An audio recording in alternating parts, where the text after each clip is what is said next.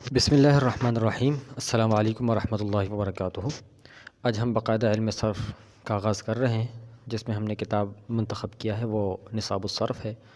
تو علم صرف پڑھنے سے پہلے کچھ باتیں میں جو ہے نا اہم ہے وہ بیان کرنا ضروری سمجھتا ہوں۔ یاد رکھ لیں کہ آپ جو بھی علم حاصل کرنے جائیں گے تو وہاں پہ کچھ باتیں آپ کو جاننا ضروری ہیں، ان کو حاصل کرنا، ان کے بارے میں معلومات لینا بہت ضروری ہوتا ہے۔ اور وہ کیا چیز ہے کہ جس بھی علم کو آپ پڑھنے جائیں گے تو کم سے کم آپ کو اس علم کی تعریف آنی چاہیے، پتہ ہونا چاہیے کہ وہ علم کی تعریف کیا ہے، اس علم کو کہتے کیا ہے۔ دوسری بات جو ہے نا وہ ہے موضوع۔ کسی بھی علم کو آپ پڑھنے جائیں گے تو آپ کو کم سے کم پتہ ہونا چاہیے کہ اس علم کا موضوع کیا ہے، یعنی اس کا ٹاپک کیا ہے، وہ علم اس علم میں کس چیز کے بارے میں بحث کی جاتی ہے۔ اسی طرح آپ جس علم کو پڑھنے جا رہے ہیں تو آپ کو مقصد بھی پتہ ہونا چاہیے کہ آپ کیوں پڑھنے جا رہے ہیں، اس علم کو کیوں پڑھا جا رہا ہے، کیوں حاصل کیا جا رہا ہے، اس کا مقصد کیا ہے۔ اسی طرح ایک اور بات ہے کہ جس علم کو آپ پڑھنے جا رہے ہیں اس علم کا کوئی نہ کوئی تو نام ہوگا۔ اب وہ نام اس علم کو کیوں دیا گیا ہے، اس کے علاوہ دوسرا نام کیوں نہیں دیا گیا ہے، تو یہ چیزیں آپ کو پتہ ہونے چاہیے، یہ ضروری ہوتی ہیں۔ اگر یہ باتیں آپ حاصل نہیں کریں گے، ان کو معلومات یہ پہلے سے آپ حاصل نہیں کریں گے، کسی علم کو حاصل کرنے سے پہلے ان باتوں کا آپ کو علم نہیں ہوگا، تو یاد رکھ لیں اس طرح جو ہے نا آپ کسی بھی علم کو پختہ طریقے سے اور اچھے طریقے سے اور صحیح طریقے سے حاصل نہیں کر پائیں گے۔ اور آپ پڑھنے بھی جائیں گے تب بھی آپ کے اندر جو ہے نا اس علم کے حوالے سے کمزوریاں رہیں گی، یعنی وہ علم آپ کے لیے پختہ نہیں ہوگا جب تک یہ باتیں آپ کو جب تک آپ پہلے ان باتوں کو جو ہے نا معلوم نہیں کریں گے، ان کو سیکھیں گے نہیں۔ تو یہاں پہ بھی یہی ہے کہ ہم جب علم صرف کو پڑھنے جا رہے ہیں تو یہاں پر بھی یہی 4 باتیں ہم پہلے سیکھیں گے۔ ہم علم صرف پڑھنے جا رہے ہیں تو ہمیں کم سے کم پہلے پتہ ہونا چاہیے کہ علم صرف کہتے کس ہیں، اس کی تعریف کیا ہے۔ دوسری بات یہ ہے کہ ہم علم صرف کو تو پڑھنے جا رہے ہیں تو اس کا ٹاپک کیا ہے، یعنی موضوع کیا ہے، اس علم میں کس چیز کے بارے میں بحث کی جاتی ہے، تو اس کو بھی ہم آج پڑھیں گے۔ اسی طرح اس علم کو ہم پڑھنے جا رہے ہیں تو آخر کیوں پڑھنے جا رہے ہیں، اس علم کو کیوں پڑھا جاتا ہے، کیوں سیکھا جاتا ہے، اس کا مقصد کیا ہے، تو یہ بھی آج ہم پڑھیں گے۔ اسی طرح علم صرف جب ہم پڑھنے جا رہے ہیں تو اس علم کو علم صرف کیوں کہتے ہیں، اس کی وجہ کیا ہے، یہ نام دینے کی وجہ کیا ہے۔ تو یہ 4 باتیں ہم آج کے سبق میں پڑھیں گے۔ جو پہلا سبق ہے ہمارا ابتدائی باتیں، تو اس میں ہم یہی پڑھیں گے۔ تو شروع کرتے ہیں سب سے پہلے ہم علم صرف کی جو ہے نا تعریف سے، کہ علم صرف ہم پڑھنے جا رہے ہیں تو علم صرف کی تعریف کیا ہے، وہ یہاں پر آپ کے سامنے لکھا ہے کہ ایسے اصول و ضوابط جن کے ذریعے ایک کلمے سے دوسرا کلمہ بنانے اور اس میں تبدیلی کرنے کا طریقہ معلوم ہو، یہ ہے علم صرف کی تعریف۔ تو خلاصہ اس کا یوں بنے گا، یاد رکھ لیں کہ یہاں پر یہ تعریف کی گئی ہے، اس میں 2 اہم باتیں کی گئی ہیں۔ اگر اس پہ ہم غور و فکر کریں، یعنی 2 باتیں خلاصتاً ہو رہی ہیں کہ یہ ایسا علم ہے کہ جس کو اگر آپ پڑھیں گے تو اس میں سے جو ہے نا جو پہلا پوائنٹ یہ ہوگا کہ آپ کلمہ بنانا سیکھ جائیں گے۔ دوسرا پوائنٹ کیا ہے، جب آپ نے کلمہ بنانا سیکھ لیا پھر اس میں آپ تبدیلی کیسے کریں گے۔ تو یہ 2 خلاصتاً جو علم صرف کی جو تعریف ہے نا، خلاصتاً یہ پورے تعریف میں آپ کو یہی بات بتا رہے ہیں کہ یہ علم صرف میں قوانین ہیں، 2 طرح کے قوانین ہیں۔ 2 طرح کے قوانین کیسے ہیں، کچھ قوانین ایسے ہیں کہ جن کے ذریعے آپ کلمہ بنانا سیکھ جائیں گے، کلمہ کیسے بناتے ہیں۔ دوسری بات یہ ہے، دوسرے کچھ قوانین ہیں وہ یہ ہیں کہ جب آپ نے کلمہ بنا دیا پھر اس میں آپ تبدیلی کیسے کریں گے۔ تو اس کو آپ مزید آسان کر کے میں اب سمجھا دوں گا، نقشے کے ذریعے آپ اس کو سمجھنے کی کوشش کریں۔ یہ دیکھ لیں، یہ ہے ہمارے پاس علم صرف، ٹھیک ہے۔ اب علم صرف میں کیا ہوتا ہے، قوانین ہوتے ہیں، یعنی جیسے کہ اصول و ضوابط تعریف میں لکھا ہوا ہے، یہاں پہ آپ کے نیچے سامنے پوری تعریف لکھی ہے۔ ایسے اصول و ضوابط کا مطلب قوانین، قانون کی جمع ہے۔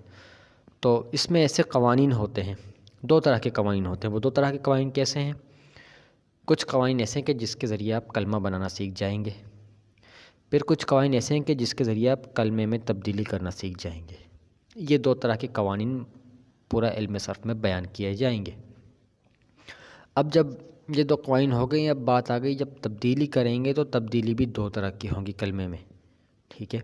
اب وہ تبدیلی کیسے ہیں، کچھ تبدیلی ہے نا حروف کی تبدیلی، یعنی کلمہ آپ نے بنا دیا، کلمے کے اندر جو حروف شامل ہے ان حروف میں آپ رد و بدل کریں گے، چینجز کریں گے، اس طرح کی تبدیلیاں ہوں گی۔ اور اسی طرح حرکات کی تبدیلی، زبر زیر پیش کو حرکات کہتے ہیں، حرکات ثلاثہ بھی کہتے ہیں، تو اس طرح کی تبدیلی کی جاتی ہے کلمے میں۔ پھر جب حروف کی تبدیلی آپ کریں گے تو پھر بھی اس کی 4 صورتیں بنیں گی۔ وہ 4 صورتیں کیا ہیں؟ وہ یہ ہے کہ حرف کو دوسرے حرف میں ملانا، یعنی 2 حرف جو ہے نا ظاہراً ایک جیسے ہوں یا ان کے مخارج ایک جیسے ہوں تو ان کو آپس میں ملا دیا جاتا ہے، ٹھیک ہے؟ اس طرح کی تبدیلی کلمے میں کی جاتی ہے، تو یہ بھی حروف کی تبدیلی میں شمار کی جائے گی۔ اسی طرح حرف کو حذف کرنے کی تبدیلی، یعنی ایک حرف کو کلمے کے اندر جو حروف ہیں ان میں سے ایک حرف کو آپ حذف کر دیتے ہیں، تو ایک تبدیلی حروف کی اس طرح کی ہوگی۔ ایک اور تبدیلی ہوتی ہے، وہ ہے کہ حرف کو بدل دینا، حرف کو بدلنا، یعنی کلمے میں ایک حرف ہے اس کو آپ چینج کریں گے دوسرے حرف سے۔ میں ابھی اس کی مثالیں بھی دوں گا مزید۔ اور جو چوتھی صورت بن رہی ہے وہ یہ ہے کہ حرف کا اضافہ کرنا، یعنی کلمے میں حروف کی تبدیلی میں سے ایک یہ بھی ہے کہ کلمے میں ایک اور نیا حرف ایڈ کیا جائے، اضافہ کر دیا جائے۔ اب مثالیں آپ اس کی دیکھ لیں، یہ ہیں کہ کلمے میں تبدیلی کی صورتیں، ٹھیک ہے؟ جیسے ہم نے پہلے کا ایک حرکات کی تبدیلی ہوتی ہے، حرکات جیسے ہم نے بتا دیا زبر زیر پیش کو حرکات کہتے ہیں۔ تو اب دیکھ لیں کلمہ ضربہ ہے، اب ہم نے اس میں تبدیلی کرنی ہے۔ ایک تو یہ ہے کہ ضربہ بنایا کیسے، اس کے بنانے کا طریقہ ہم سیکھ جائیں گے۔ دوسرا یہ کہ اس میں تبدیلی کریں گے، تبدیلی حرکات کی تبدیلی ہے۔ ضربہ ہے، اس کو تبدیل کر دیا، ضربہ کر دیا۔ اب دیکھیں یہاں پہ ضاد پر زبر تھا، یہاں پہ ضاد پر پیش کر دیا ہم نے، را پر زبر تھا ہم نے زیر لگا دیا، تو یہ ایک حرکات کی تبدیلی ہو گئی۔ دوسری تبدیلی کیا ہے؟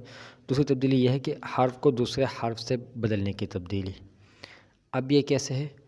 قولا تھا لفظ اصل میں کلمہ، تو ہم نے کر دیا قالا، قالا کر دیا، تو یہ کیا ہو گیا؟ اب واو تھا، واو کا ہم نے الف سے بدل دیا۔ اسی طرح حروف کو آپس میں ملانے کی تبدیلی۔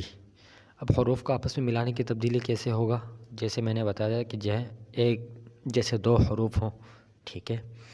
اب یہ مدد، اس کو ہم نے کیا کر دیا؟ مدہ، دونوں حرف کو ملا دیا، تشدید لگا کر ہم نے آپس میں ملا دیا، تو یہ بھی کلمے میں تبدیلی آ گئی۔ پہلے یہ تھا، تبدیل ہو کر یہ ہو گیا۔ یہ آپ کے سامنے ہے، مثال واضح ہے۔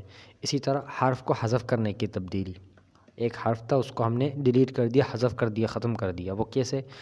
کلمہ اصل تھا، لفظ تھا یعیدو، تو ہم نے اصول و ضوابط کے ذریعے، کچھ قوانین کے ذریعے اس کو یعیدو کر دیا۔ اب دیکھیں واو تھا، واو کا ہم نے حذف ہی کر دیا، یعنی ڈیلیٹ کر دیا، ختم کر دیا، تو یہ ایک کلمے کے اندر تبدیلی ہو گئی۔ اسی طرح حرف کا اضافہ کرنے کی تبدیلی، اس کو میں مزید آسان کر کے کرتا ہوں تاکہ آپ کو سمجھ آ جائے۔ ایک منٹ، یہ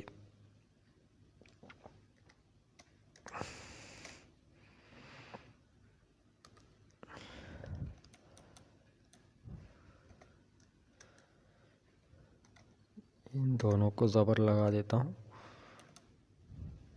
اس کو بھی میں زبر کر دیتا ہوں، یا کوئی حذف کر دیتے ہیں۔ یہ امید کرتا ہوں آسان رہے گا۔